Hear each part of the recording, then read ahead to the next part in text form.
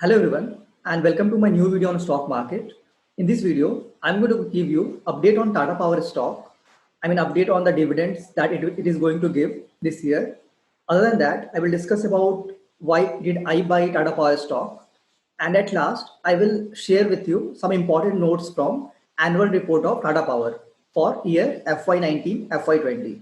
So I will cover all of this in this video. So do watch till the end and also do not forget to subscribe to my channel and do not miss the further updates that will be coming from my channel. So do subscribe. Now, if you see the Tata Power dividend, so basically, I think they would have announced this long back, but basically this will go, okay, I will update on that. So the share dividend, if you see, is rupees 1.55 per share. And if you take the current price, the dividend yield will be close to 3%.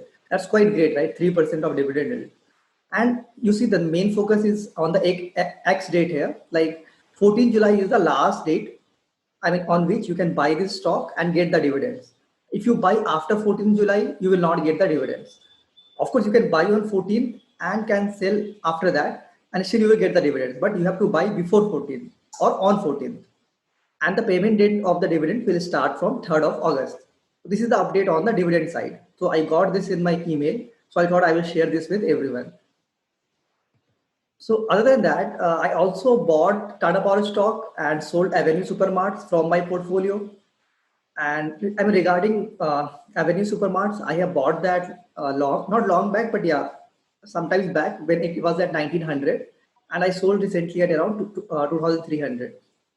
And if you see why did I sell it, is maybe one reason is that if you see the price to earning of Avenue Supermarts is close to 115. When I bought, even that time it was 90, but after that also it has, I will say, gone high a bit. But that's not only the reason. I also see that Avenue Supermarts growth may slow down, I think. Let's see. This quarter surely it will slow down, but let's also see the results for next two to three quarters.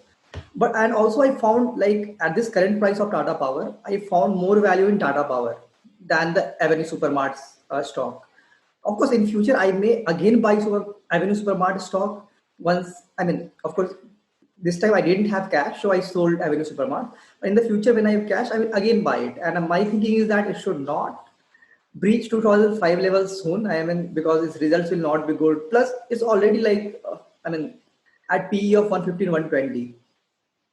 And why I found more value in Tata Power is because of its debt reduction plan that they are doing, plus their InvIT that they are setting up in the next quarter. So how the management is talking about the company. So that basically inspired me to buy Tata Power stock. So of course they are reducing their debt. They have like reduced from like 2 point something to, their plan is to reduce from 2 point something to 1.5 by this year, and that's will increase the profits for them. And of course, once the profit suits up, it should be reflected in the share price also after some time, not soon, but maybe in 1 year or 2 year. And of course, I am excited more about their solar business, and I will share some updates on that more. So this I got from their annual reports. I was going through the annual reports and I read from the management about this. And of course, these are some of the management, what management has spoken. Like in one thing, if you see here, and the main line I was interested is that, see, however, so they have actually bid for this one of the thermal power plant last year, and through one of their subsidiaries. But what they have told now is that, however, this is likely to be amongst the last investment in coal-based power plants as we turn our size compared towards clean energy. So you see, now they will not be investing much in this coal-based power plants. They're mostly going to shift towards green energy. See the next one. If you see here, I'm not interested in much. So of course they are going to, like, with the cost of diesel electricity rising, solar power plants, solar powered water pumps can emerge as the perfect alternative for farmers. Of course, they are into that. But if you see this last line, as these initiatives are poised to take our share of clean energy from 30% in 2020 to around 50-60% in 2025. Now, in next 5 years, they are basically going to, so their clean energy portfolio power generation is 30% now. They want to basically double this to around 60% in 2025. And that's what excites me. Going to clean energy where where they will have good profits and good margins. And you can see other updates also, like you can see here from FY17. So this is the installed capacity of renewable energy. Like in FY17, see the increase here. FY16 it was just 56, then it went to 935. I am discussing of solar energy. Wind is almost, so this blue one, you can see this is solar and this is wind. Now solar is, sorry, wind is almost like not increasing much, but if you see solar from 56 to 935 to 1190, 139, 1705. So that, I mean, their portfolio from solar energy is increasing, I will say, faster, right, than the thermal and of course the wind also. So that's quite good here. Other than that, I saw some of this plan from their annual reports, like sustainability of business. If you see, first one is economic value creation, and that is through reduction of net debt. That's what they are doing. They have recently, like, basically, they recently discussion with opening up InvIT, and also they are doing like selling non-core assets and everything for reducing the debt. And like they have improved it from, if you see, from 2.8 to 2.0 in FY20, right? So that's very good reduction in net debt. Plus this year the target is to 1.5. And if you see, the net cash flow has increased by 61%, right? From FY 1920, if you see, like from like 4,574 to 7,000 crores. That's quite great, right? Other than that, of course, they are exiting the non-core assets. Of course, they have sold like Canergy Private Limited, and also other than this, they have, like, if you see, I mean, they have also done the, I mean, selling of SIPs in this quarter, but of course, they have not updated it here, but they have already done.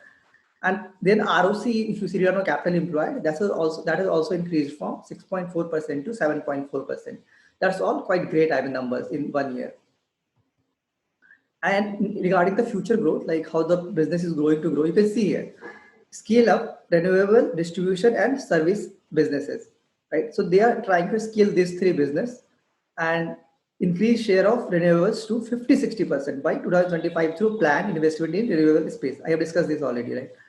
Also, one of their main goal is to tap state discom privatization, because many of the state discom are going through privatization, and they want to tap this. And of course, invest in R&D to develop tech-enabled consumer-centric home automation solutions. And also, they want to be basically asset light. I mean, they want to have an asset light model. Of course, I mean, if you see that InvIT, like what InvIT they are opening is for that, right? That in that InvIT, basically, they can have like a lot of investors, foreign investors, and they can put their money in that, and they will receive the dividends and everything. And some stake with also will be with Tata Power. In that way, Tata Power does not have to take loan from bank to finance this InvIT, right? I mean, they can basically get the money from investors, then create like a portfolio of, I mean, increase their presence in green energy and keep on doing that. And that is the asset light model. And also favorable risk return profile. They only want to bid only in those renewable projects that meet minimum IR threshold. I mean, if they are getting good returns from their project, then only they will bid. And of course, this one they are always talking about deleveraging balance sheet with financial structuring, and I mean, of course, I mean basically uh, keeping their balance sheet ready for like further growth in solar business. I think that's all the updates from the annual reports I have got. I will share more numbers once I go through all the whole annual report for this year. I will share more numbers from their business, but that's some of the highlights from the annual report that I shared with you. And in case if you have, so I have done stock analysis of Tata Power stock. If you have not watched it, do watch it. Like I have covered why it can give you good returns in next 3-5 years. Other than that, I will request you to subscribe to my channel and keep supporting me. Thank you.